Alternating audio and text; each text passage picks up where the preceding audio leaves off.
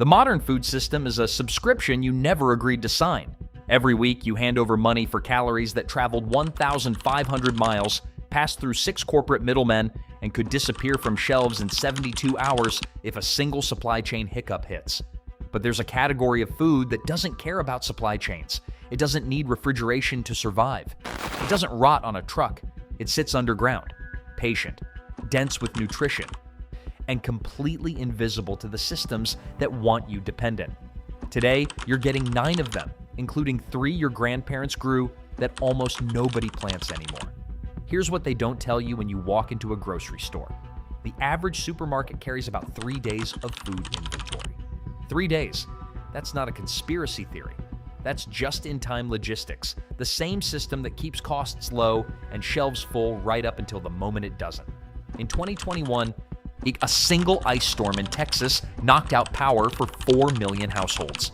In 1943, wartime rationing meant American families had to produce or go without. In the Great Depression, families who kept kitchen gardens with root crops survived in ways their neighbors didn't. The pattern is consistent across every major disruption in the last 100 years. The people who owned productive land and grew calorie-dense food ate. Everyone else waited in line. Now here's the financial picture on top of the resilience picture. The USDA estimates the average American family spends over $10,000 a year on food. Roughly a third of that goes to produce. A single 10 by 10 foot raised bed planted with the right underground crops can yield $300 to $600 worth of produce per growing season from a $30 investment in seed stock. Do that math over 5 years and you start to see the real cost of dependence. Not just in dollars, but in options. When shelves are bare, a $30 bag of seed potatoes planted in spring is worth more than a month of grocery runs. The 9 crops you're about to see were chosen for one reason above all others: caloric density. These aren't salad greens. These are survival infrastructure. Each one stores in the ground or in a root cellar for months without electricity. Each one can be replanted year after year from your own harvest. That's not gardening, that's ownership. Number 1, the potato, Solanum tuberosum. Start here because the math is staggering. 1 pound of seed potatoes planted correctly yields 10 to 20 pounds of food. A single 100 square foot bed can produce 50 to 100 pounds of calories in a single growing season. That's roughly 35,000 calories from a $15 investment. During the Irish famine, the potato's failure is what made history, but what's less discussed is that in regions where diverse potato varieties were maintained, families survived. Genetic monoculture is the enemy. The solution is to grow multiple heritage varieties. Look specifically for Yukon Gold for flavor and yield, Kennebec for disease resistance, and All Blue for a natural pest deterrent that confuses Colorado beetles. Plant in trenches 6 inches deep, hill soil up as the plant grows, and harvest after the foliage dies back completely. Store unwashed in a cool, dark, humid environment, and they'll keep for months. What most people don't know is that potatoes can be planted from your own saved tubers indefinitely. Buy seed once, and that lineage is yours. Number 2, Jerusalem artichoke, Helianthus tuberosus. This one is almost criminal in its productivity.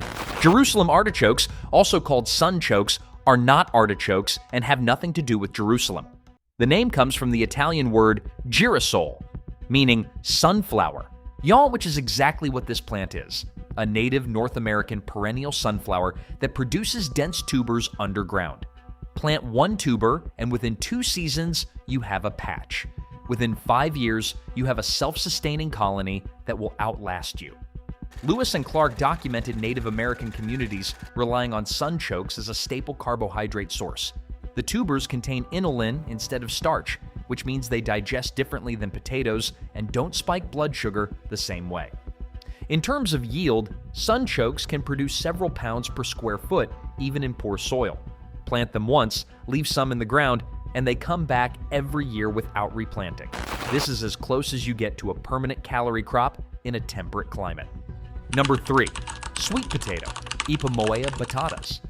Sweet potatoes are one of the most nutrient-dense calorie crops on Earth. NASA researchers ranked them among the most complete foods for long-duration missions because of their vitamin content and energy density. During World War II, Okinawa sustained much of its population on sweet potatoes when supply lines were cut off. The vines are edible, which means one planting produces 2 food sources. You don't buy seed sweet potatoes. You grow slips from a stored tuber. One potato on a windowsill can produce a dozen new plants. In good soil, a small bed can yield over 100 pounds of food. Cure them warm after harvest, store them cool afterward, and they can last all winter without refrigeration. Here's something that changes how you think about seed saving.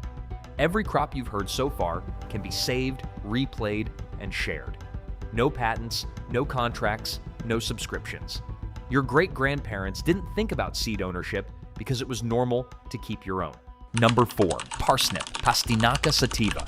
Before potatoes arrived in Europe, parsnips were the primary root crop across the British Isles and northern France. They take patience, sometimes 5 months to mature, but frost makes them sweeter instead of ruining them. That means you can leave them in the ground through winter and harvest when you need them. Few crops actually improve after cold weather. Parsnips do. Plant once in spring, mulch in fall, and you can eat straight out of the soil when everything else is gone. Number 5. Celeriac, Apium graveolens variety, Rapaceum. Celeriac is what celery would be if it cared about survival instead of looks. Instead of stalks, it produces a dense root that stores for months in a cellar or even in a cool basement. Farmers in Central and Eastern Europe relied on it through wars and shortages because it grows reliably in cool climates and keeps without electricity. Each plant produces a heavy root, and a small bed can store enough food to last well into winter. You've probably noticed something about every crop so far. None require irrigation systems. None require electricity. None require expensive inputs. Rain, soil, and time are enough. That's not a lifestyle preference. That's a different kind of infrastructure. Number 6. Skirret, Cium cisarum. Skirret was grown across Europe for centuries before the potato took over. It's a perennial root vegetable, meaning you plant it once and it keeps producing year after year. The roots grow in clusters, sweet and carrot-like, and the plant can be divided to make more plants without buying seed. It grows well in partial shade and moist soil, making it perfect for areas of the garden that don't produce much else. Plant 10, divide them, and in a few years, you have a whole bed of food that never needs to be replanted. Number 7. Turnip, Brassica rapa. Turnips grow fast, sometimes in less than 2 months, and both the root and the greens are edible. That means 2 crops from one planting. They were a primary survival food across northern Europe for centuries. During World War I, German civilians survived what became known as the turnip winter when other food supplies failed. Turnips grow in poor soil, tolerate cold, and can be planted twice in 1 year. If something goes wrong in your garden, turnips give you a second chance before the season ends. When you plant even a few of these crops together, you start building a system. A spring harvest, a fall harvest, a perennial crop that returns every year, a root cellar supply that lasts through winter. That's not a hobby. That's a food system with no monthly bill attached. Number 8. Scorzonera, Scorzonera hispanica. Scorzonera has been grown in European gardens for hundreds of years, but most Americans have never heard of it. It produces a long black root with white flesh that tastes mild and rich. It's perennial, drought-tolerant, and requires very little care once established. Leave it in the ground, and the roots get larger every year. Crops like this reward patience instead of constant work. Build the system once, then let it keep producing. Number 9. Groundnut, Apios americana. This plant changes the whole conversation. American groundnut is a native perennial vine that produces underground tubers high in protein, not just carbohydrates. Indigenous communities across eastern North America relied on it for centuries, and early settlers survived in part because they learned to harvest it. The vine fixes nitrogen in the soil while it grows, meaning it actually improves the ground around it. Plant it once along a fence or trellis, and the tubers spread underground year after year. It takes time to establish, but once it does, production increases every season. This isn't a backup food. This is permanent protein growing in your own soil. Now here's why underground crops matter more than anything else when it comes to real food security. Above-ground crops can fail fast. Frost, hail, disease, drought, all of these hit leaves first. But roots sit protected in the soil, where temperature stays stable and moisture lasts longer. Soil is insulation, storage, and protection all at once. The second reason is calories per square foot. Leafy greens are healthy, but they don't feed a family. A small bed of potatoes can produce tens of thousands of calories. If space is limited, root crops make every inch count. The third reason is storage. Most foods need freezing, canning, or drying. Root crops store themselves. In the ground, in sand, in a cellar, no electricity required. The soil becomes the refrigerator.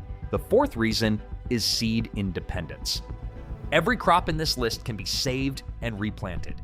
Each year you grow them, your supply becomes more secure instead of less.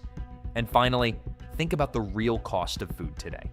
Not just the price at the register, but the time, the fuel, the packaging, the shortages, the uncertainty. Once these crops are in your ground, the cost drops closer to zero every season after the first. The modern food system is efficient when everything works, but when it doesn't, efficiency disappears fast. Resilience doesn't. So here's the next step. Don't plant all 9 this year. Pick 2, one fast crop like potatoes or turnips so you see results right away, and one perennial like sunchokes or ground nuts that will keep producing for years. Spend a few dollars on seed, put it in the soil, let it grow. Because once food starts coming out of your own ground, something changes. You're not waiting on trucks anymore. You're not hoping shelves stay full. You're not dependent on a system you don't control. You're building your own. Start in the ground. That's where your security lives.